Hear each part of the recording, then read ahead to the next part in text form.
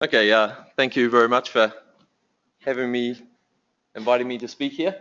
Um, I'm sorry, you've got another accent in the room, so um, my Canadian friends also say a few things differently. I was born in New Zealand, so hence the accent. I've been living in the US for 10 years now, but my friends tell me my accent is still very much with me. Um,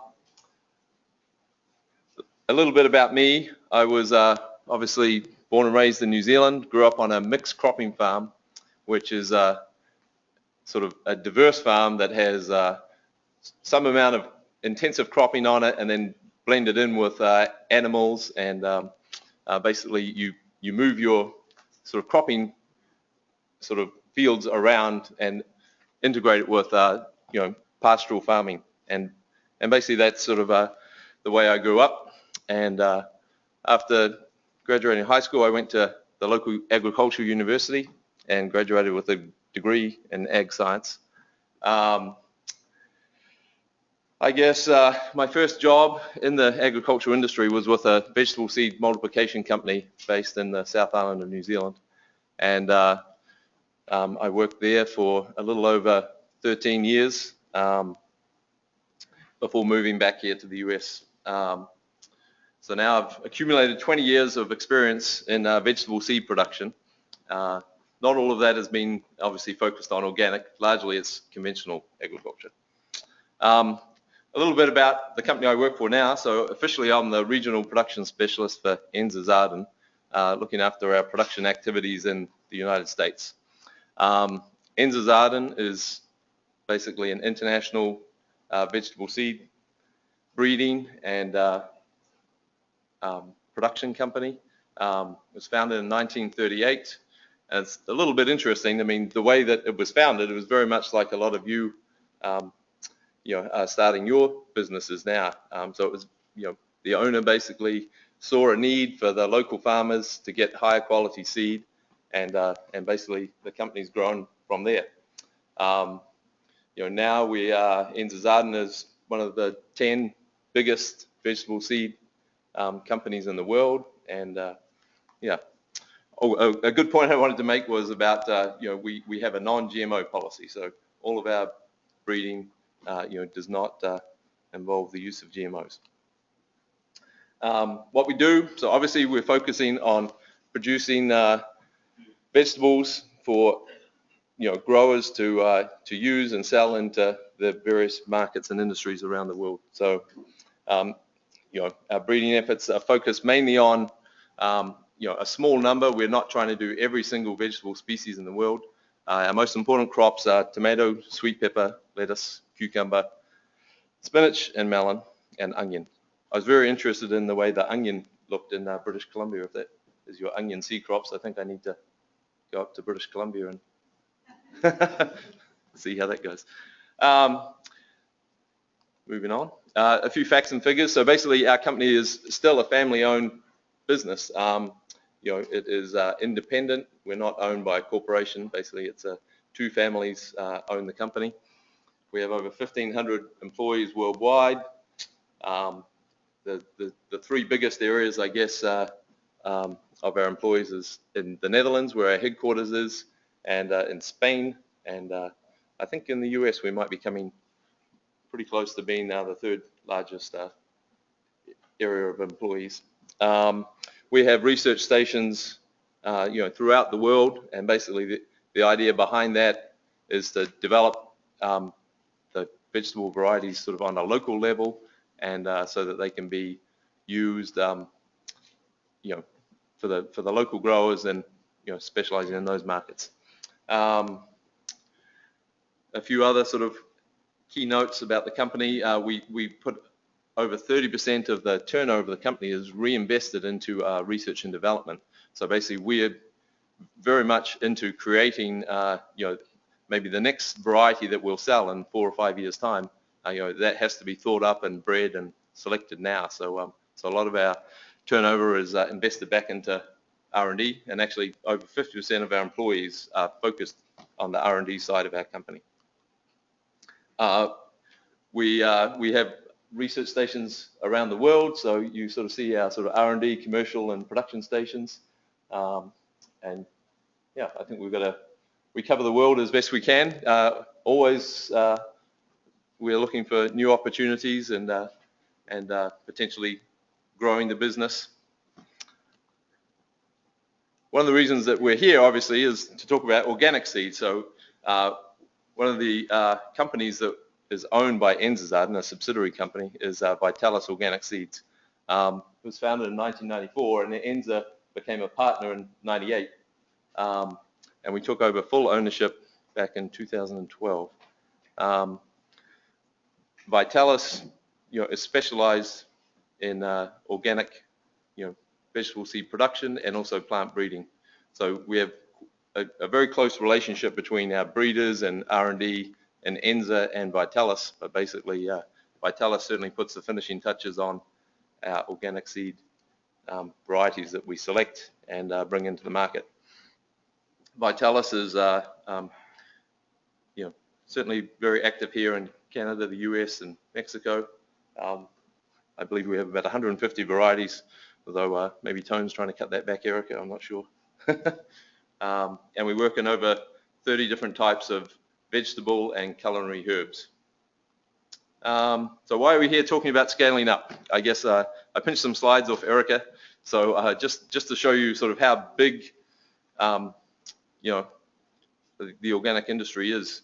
So there's over 2 million certified organic farmers in the world working in about 170 countries. So 43 million hectares, I did convert it for you guys into acres. That's certainly a lot of organically certified ground that is being used to produce, products in the world. They estimate that the sales are $72 billion worldwide. That was a little bit old data, but it's probably more now.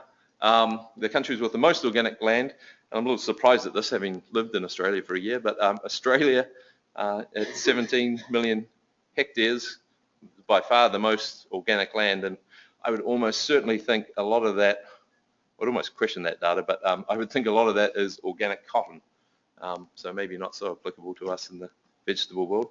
And then the other larger countries are obviously Argentina, US, Canada, Mexico.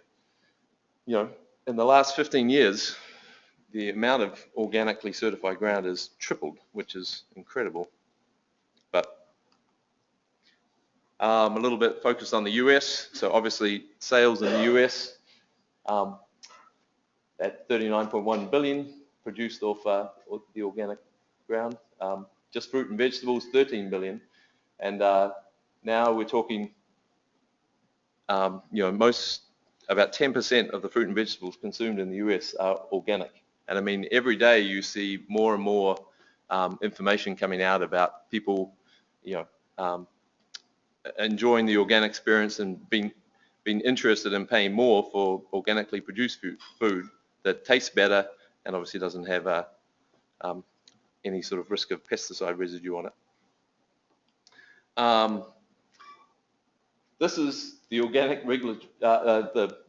the organic seed regulation clause. So basically, we are supposed to use organic seed where we can, but I just sort of put that up there because that's kind of the whole point of this. How do we produce enough organic seed to plant in all those acres that are around the world?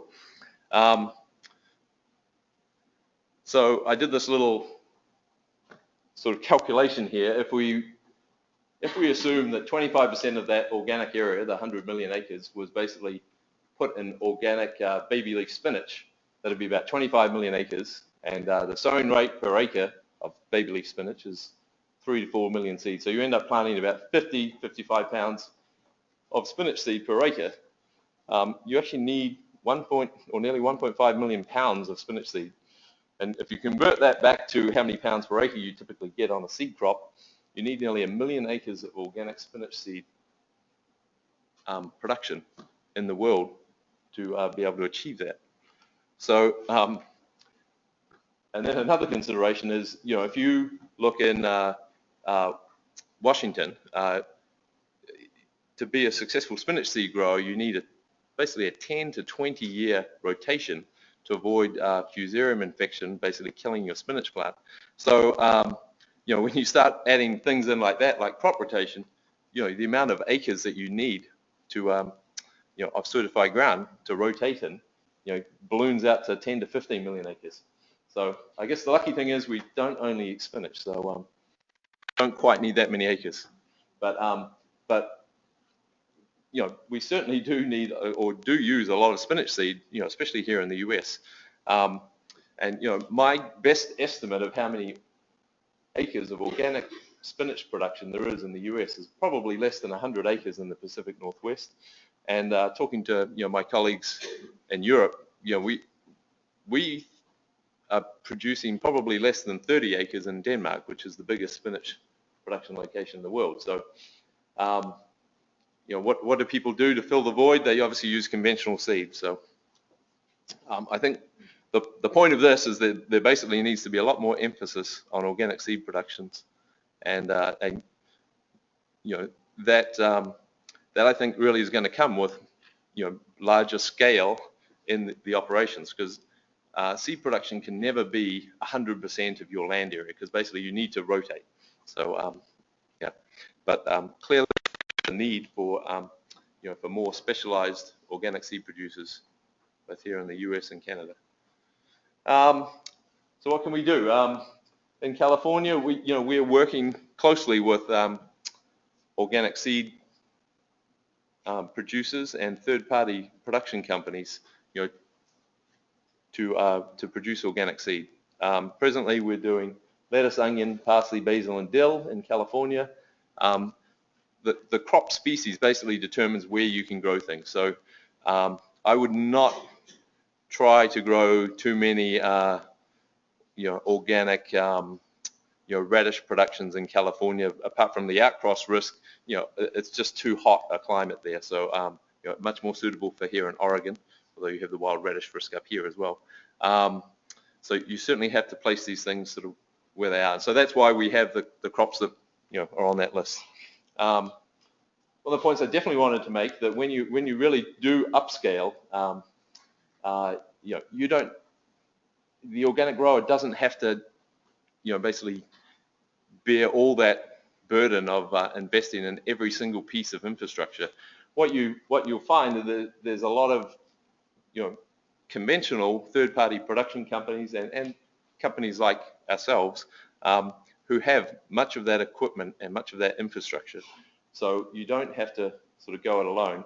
And basically that's the main way we are producing our crops in California. So, you know, we are going to larger organic farmers and working with them in sort of varying forms of contracts, you know, to produce, you know, lettuce in particular, you know, on their ranches, and then they rotate their other crops around and give us a new field every 3 or 4 years.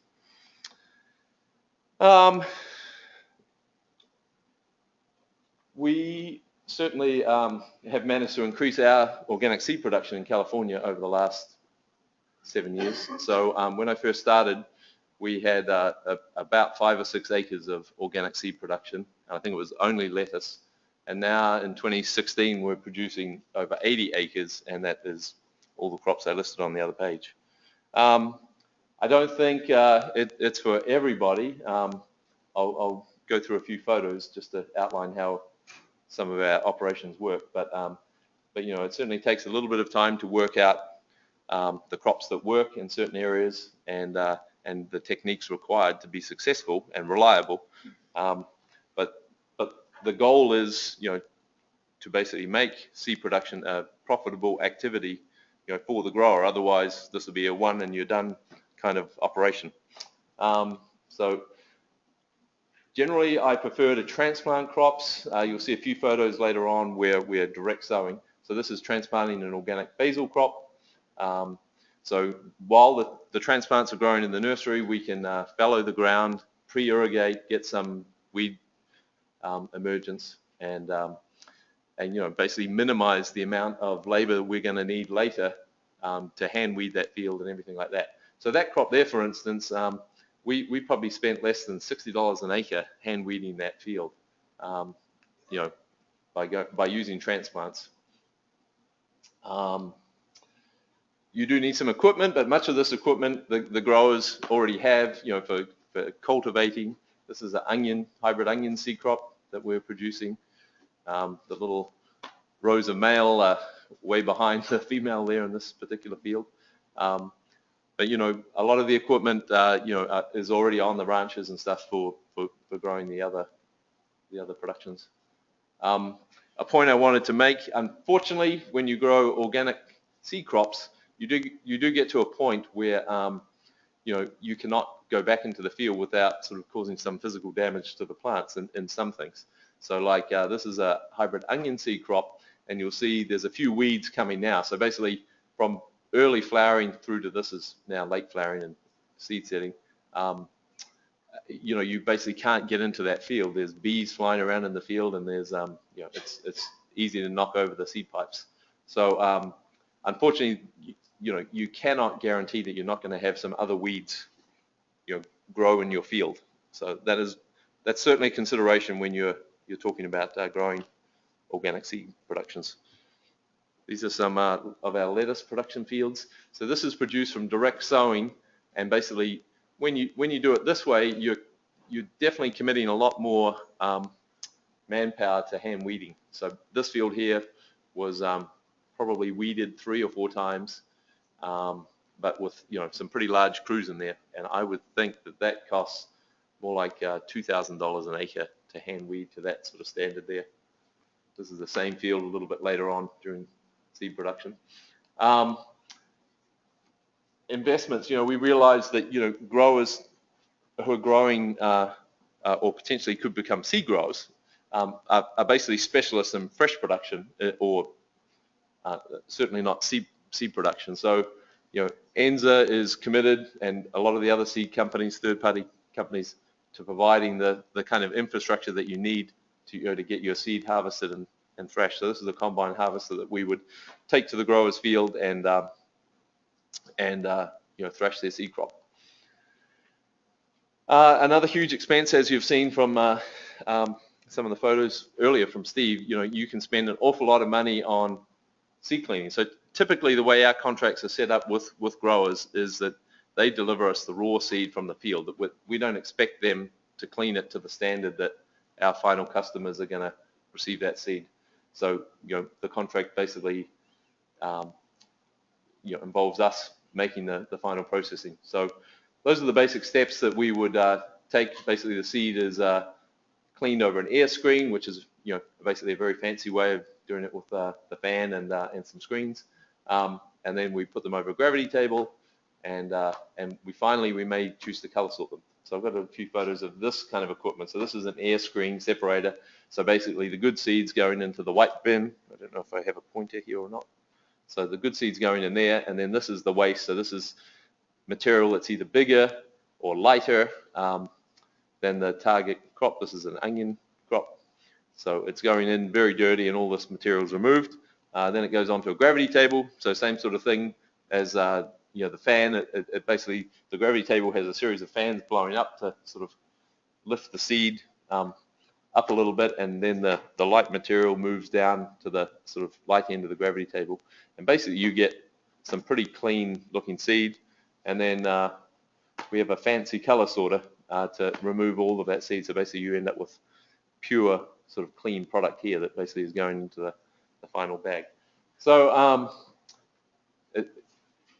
these bits of equipment are extremely expensive. So our equipment comes from Seed Processing Holland. I think you can see there little tags on everything. And that setup there probably is more than $500,000 worth of investment just in those 3 pieces of equipment. So in conclusion, obviously to sustain the growth of the organic seed industry, I think we need more ground and more seed growers committed to making that happen. And I think you shouldn't discount the working with basically the existing infrastructure. There's no point in trying to reinvent the wheel.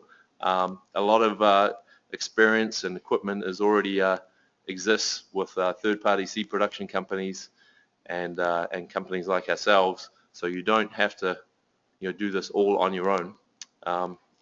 And certainly, I think by working together, we should be capable of, upscaling and increasing the amounts of seed production that we do here in the US and in other places. To give you some idea of the sort of scale that we are talking, I think my smallest production this year is going to be 50 pounds, and that is quite small for us. And then the largest production will be of one variety will be 6,000 pounds. So, we are certainly operating at a different scale to maybe many of you. But I think we also, in the future, basically are going to need the young seed grower that is learning his craft now. We're going to need him to be the person to step up, and run bigger operations and work with us to provide us the organic seed we're going to need in the future. So yeah, thank you.